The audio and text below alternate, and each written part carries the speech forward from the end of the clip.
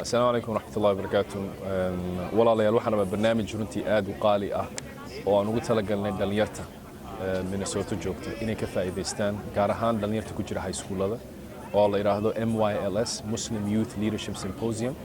waxa weeyaan barnaamij runtii dhici doona bisha 16 Oktoobar ilaa 17 ama 17 iyo 16 labadaba dhacaya Jimco iyo Sabti.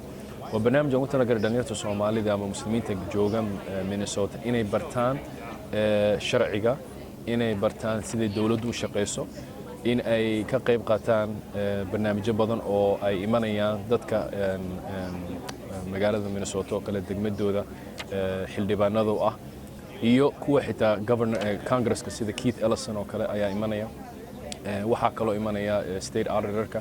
marka dadkaas fursad ay la lahaanayaan ciyaalku inay bartaan sida dawladdu u shaqeyso, iyaguna ay xitaa ay ka qayb qaataan workshopyo ama training aanu sameeyno sidii ay xitaa u sameyn lahayn sida xildhibaanadu ay markay doodaan cod bixiyaan barnaamijkaas oo kale ah iyo waxyaabo kale oo zaa'ida oo ay rabnaan inay bartaan sida gaar ahaan public speaking ama hadalka marka ay dadka hortooda la hor istaagayo. marka barnaamijkan waa barnaamij aad u qaaliya. website-ka CARE ayuu ku jiraa oo CARE Minnesota. website-ka laga helo information macluumaadka.